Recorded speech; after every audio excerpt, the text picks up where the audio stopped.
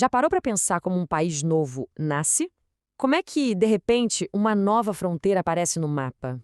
Será que é só chegar e falar, pronto, agora somos um país?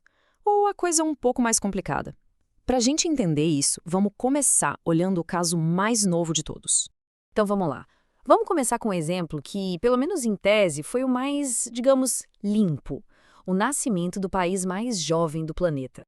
Pois é, não faz tanto tempo assim que o mundo ganhou um novo membro no seu clube de nações. Isso aconteceu em 2011. Foi nesse ano que o mapa da África mudou de uma forma definitiva. Estamos falando do Sudão do Sul. E olha, a história deles para chegar até aqui não foi nada fácil. Foi uma jornada bem longa, com uma guerra civil terrível no meio. Mas, no fim das contas, o processo acabou sendo bem formal, sabe? Teve um acordo de paz que levou a um referendo e aí a decisão ficou nas mãos do povo. E que decisão, hein? Pensa só, quase 99% da população votou para se separar. Com um apoio interno gigantesco como esse e com tudo já acertado com o país vizinho, o Sudão, o reconhecimento internacional veio rapidinho. Logo, o Sudão do Sul foi recebido de braços abertos pela comunidade global. Parece fácil, né? Mas a gente vai ver que nem sempre a história é tão simples assim. Agora, vamos para o outro lado da moeda. Um caso bem mais espinhoso. Uma situação onde o mundo ficou completamente dividido.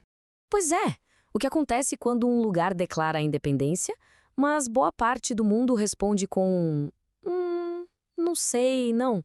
Para entender isso, a gente precisa falar de Kosovo. Em 2008, eles declararam a independência da Sérvia. Só que aqui está o pulo do gato.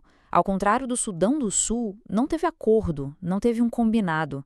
Foi uma decisão unilateral. E o resultado disso, até hoje, o mundo bate cabeça sobre se Kosovo é ou não é um país. E este gráfico aqui mostra bem o tamanho do impasse. Só um pouquinho mais da metade dos países da ONU reconhece Kosovo. Isso cria uma situação de limbo, né? Quase metade do planeta simplesmente não o vê como um Estado soberano. E quando a gente olha para as nações mais poderosas, a divisão fica ainda mais séria. No Conselho de Segurança da ONU, a coisa racha bem no meio.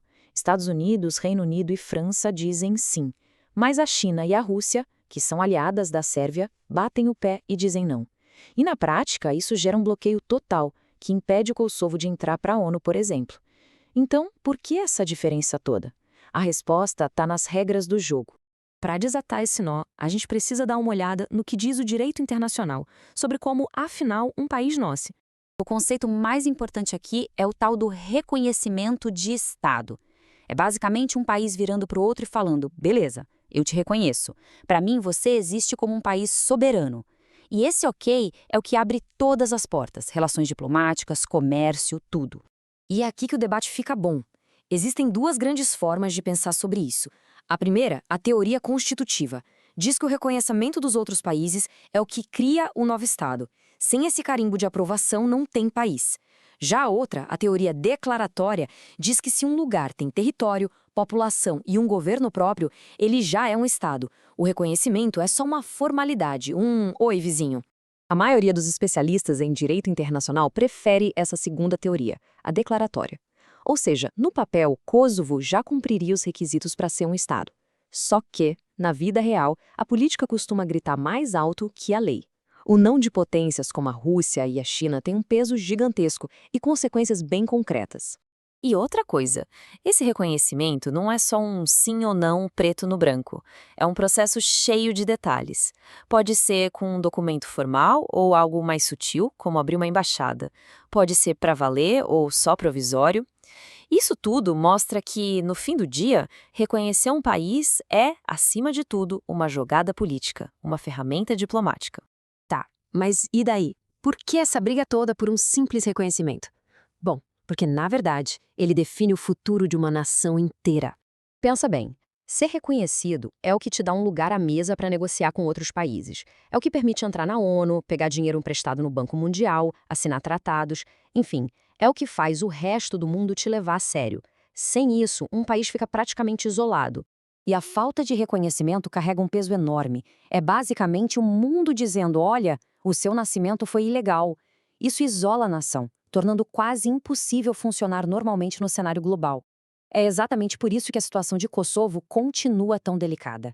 Bom, E o que a gente pode tirar de tudo isso? A principal lição é que não existe receita de bolo para criar um país. O Sudão do Sul seguiu um caminho, Kosovo outro completamente diferente. No fundo, é sempre uma queda de braço entre o desejo de um povo e o jogo de poder da política internacional.